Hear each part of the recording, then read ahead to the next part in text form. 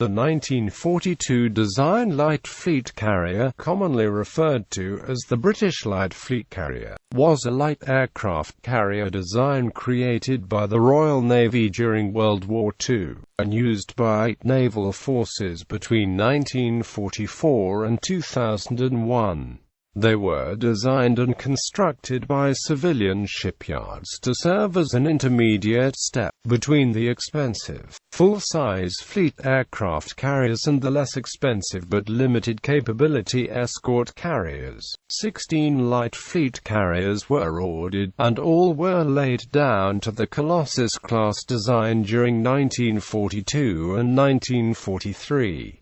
However, only 8 were completed to this design. Of these, 4 entered service before the end of the war, and none saw frontline operations. 2 more were fitted with maintenance and repair facilities instead of aircraft catapults and arresting gear, and entered service as aircraft maintenance carriers. The final 6 were modified during construction to handle larger and faster aircraft, and were redesignated the Majestic class.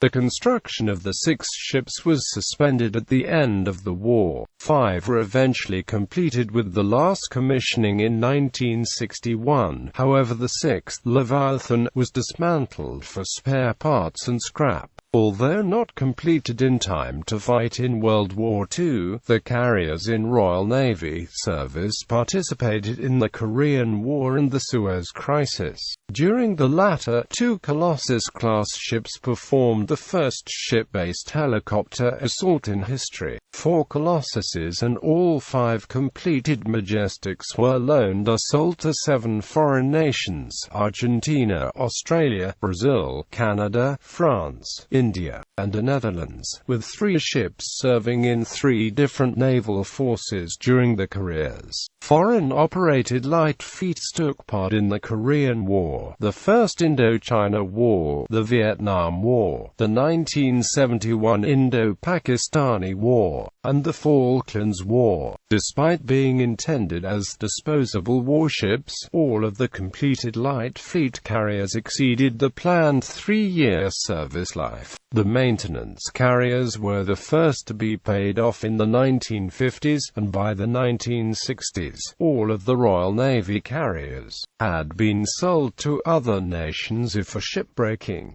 The carriers in other navies had longer service lives. At the time of her decommissioning in 2001, Minas Gerais was the oldest active aircraft carrier in the world. Despite attempts to preserve several light fleets as museum ships, the last surviving example, Vikrant, was sold for scrapping in 2014.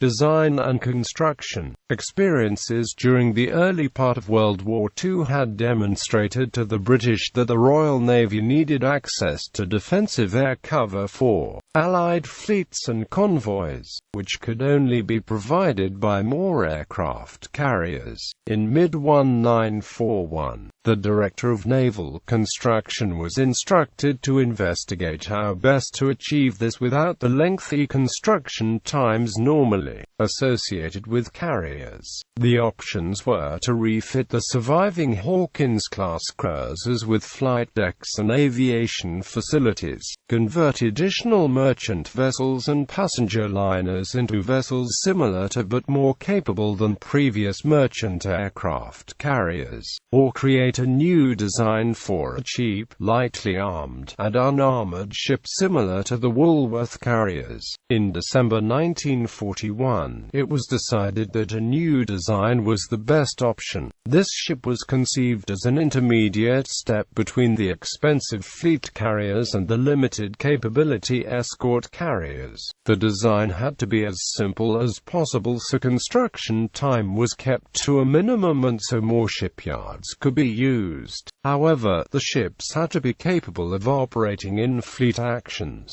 Originally designated the intermediate aircraft carrier, the ships were reclassified as light fleet carriers. Because naval design staff were overworked, the carrier was primarily designed by shipbuilders at Vickers Armstrong. The light fleet design, completed at the start of 1942, was effectively a scaled-down Illustrious. Each carrier would displace 13,190 tons at standard load and 18,040 tons at full load, have a length of 680 feet at the flight deck and 695 feet overall, a maximum beam of 80 feet, and a draft of 18 feet 6 inches at standard displacement, and 23 feet 6 inches at full load displacement. The hull was built to Lloyd's specifications for merchant vessels from keel to main deck, but incorporated better subdivision of compartments to reduce secondary damage by flooding. The propulsion machinery was of a similar design to that used in cruisers. Some of the steam turbines were sourced from cancelled cruisers. The machinery was arranged in 2 compartments, which were staggered en echelon, with the starboard compartment forward of the port. These provided 40,000 shaft horsepower to 2 propeller shafts, driving the carriers at a maximum speed of 25 knots, with 15 knots as the designated economical speed. The carriers were intended to be disposable warships, to be scrapped and replaced at the end of World War II or within 3 years of entering service. However, all exceeded this planned service life, with one ship operating from 1945 to 2001. Colossus class. Construction was approved by the Naval Board in February 1942, with the first 2 ships, Colossus and Glory, laid down in March. During 1942 and 1943, another 14 light fleet carriers were laid down under the 1942 program, to be constructed by 8 British shipyards. Although it was originally planned that each light fleet would be ready for service in 21 months, modifications to the design saw the planned construction time increase to 27 months. Even with the omission of several important pieces of backup equipment, only 2 ships met this target. The ships were launched from late 1943 onwards, with the first commissioned in December 1944. However, the delays meant that only 4 ships were completed before the end of World War II, and only 8 of the 16 planned light fleets were completed as Colossus-class carriers. During operational service, the living conditions aboard the Colossus-class ships were criticized, which resulted in the abolishment of hammocks in favor of fixed bunks and the introduction of centralized eating arrangements in later warship designs.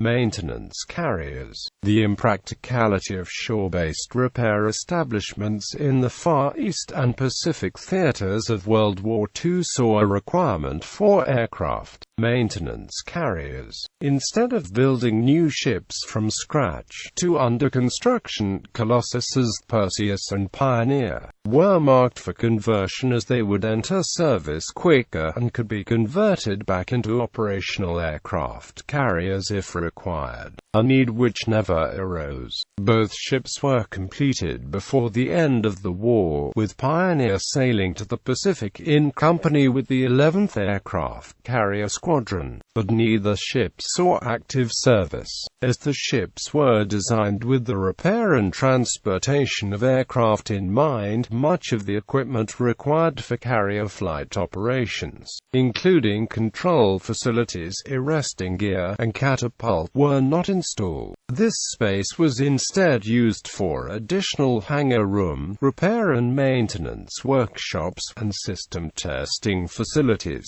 Majestic class.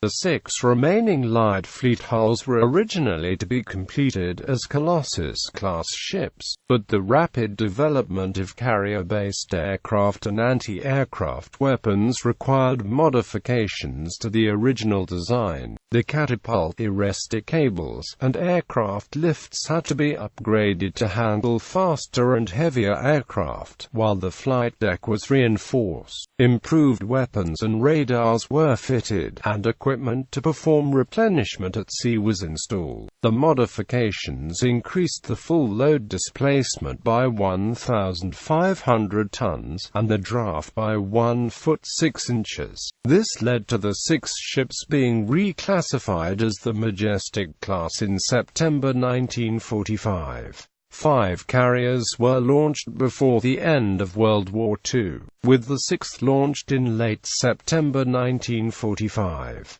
Following the war's end, work on the Majestic class was suspended, then restored to a low priority status, with the rate of work increasing as foreign nations purchased the ships. 2. Magnificent and Terrible entered service more or less as designed, but the next 3 were heavily upgraded, with 3 British developments allowing the operation of large, fast jet-propelled aircraft: the angled flight deck, the steam catapult, and the mirror landing aid. The 6th Leviathan was not completed. Work was suspended in May 1946, and plans to convert her into a commando carrier, a missile cruiser, or sell her to a foreign buyer fell through. During the 1950s, she was used as an accommodation ship in Portsmouth Harbour, and in 1966, her boilers were removed and sold to the shipyard, refitting the Colossus class HNLMS Carol Dorman for Argentine service. Leviathan was scrapped in May 1968.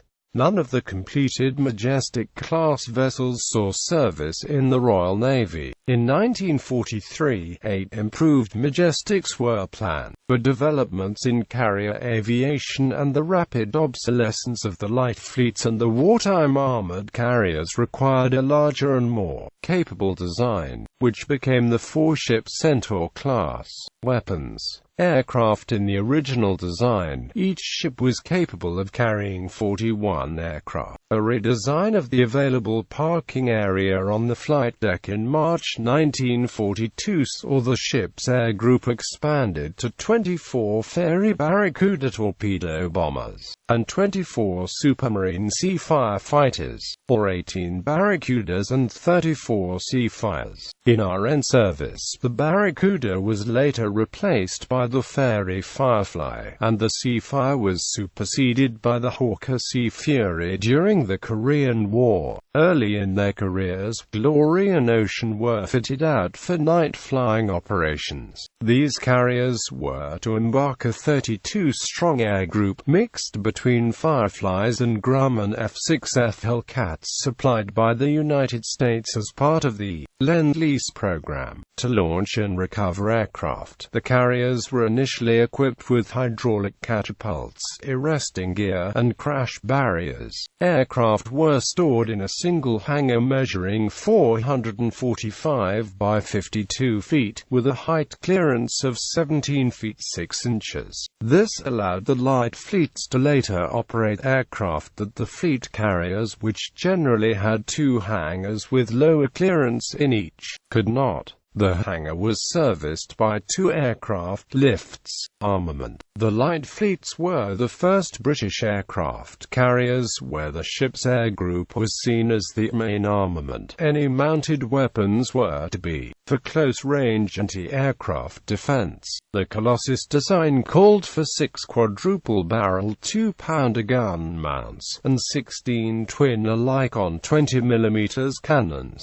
2 4-inch guns were originally included, but an increase in the design's flight deck length in March 1942 saw them displaced. The ships were unarmored, as increasing the size of the vessels was deemed more important than protection. Lessons learned during the early part of the Pacific War showed the superiority of the Bofors 40mm gun to other anti-aircraft weapons. By the end of the war, all Colossus-class ships had swapped all their other weapons for Bofors in single and twin mountings, and the Majestic design had been modified to carry 30 of the guns, 18 single mountings, and 6 twin mountings. The number of Bofors carried by the light fleets was reduced after the war, with British ships carrying only 8.